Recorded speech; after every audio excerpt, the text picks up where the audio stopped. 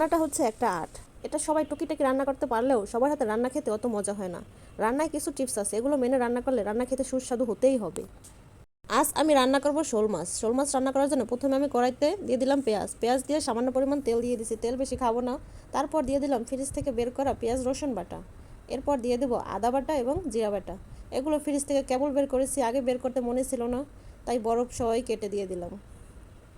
এখন এই মশলাটা ভালোভাবে কষাতে হবে। মশলার কষানোর ভিতরে হচ্ছে যে রান্নার যত মজা, মশলার যত কষানো যাবে রান্না খেতে ততই মজা হবে। তারপর দিয়ে দিলাম সামান্য পরিমাণ হলুদের গুঁড়া।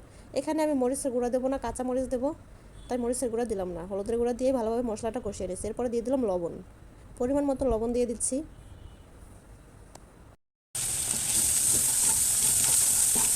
আরও একটু ভেজে নিচ্ছি। এরপর দিয়ে দেবো পানি, তোমার নিচে লেগে না যায় তাই পানি দিয়ে দিলাম। এখন দিয়ে দেবো কটা কাঁচামরিচ, ভালো করে নিয়েছি। মশলাটা যত কষানো যাবে ততই খেতে মজা হবে।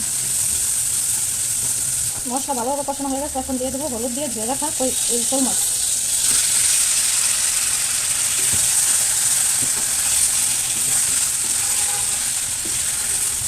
এটা বাটারও হবে, কিন্তু মাছটা আমি ছোটো করি না, আস্তে আস্তে রেখেছি।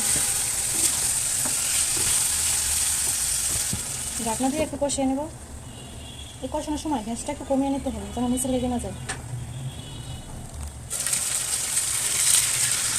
ঢাকনা খুলে আগে একটু নেড়ে নেব। এখন এ পর্যায়ে দিয়ে দেবো পানি।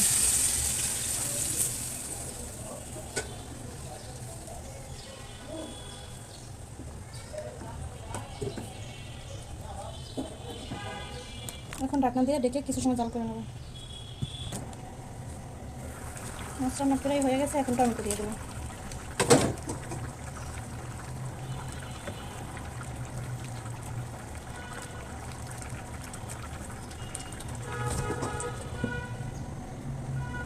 টমেটো বেশি নরম করবো না, একটু শক্ত শক্ত রাখো।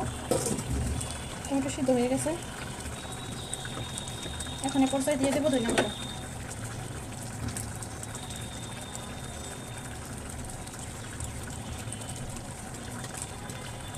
আমার মাছ রান্না কমপ্লিট।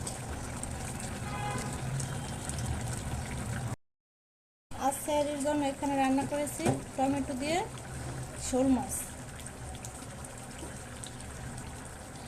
টমেটো ধনিয়া পাতা দিয়ে শোল মাছ রান্না করেছি। শোল মাছ বাপারা করেছি। দেখে কালারটা তো খুবই সুন্দর এসেছে, খেতে মনে হচ্ছে যে মজা হবে। খাইনি এখনো, ইফতারের পর খেয়ে দেখবো কেমন হয়েছে।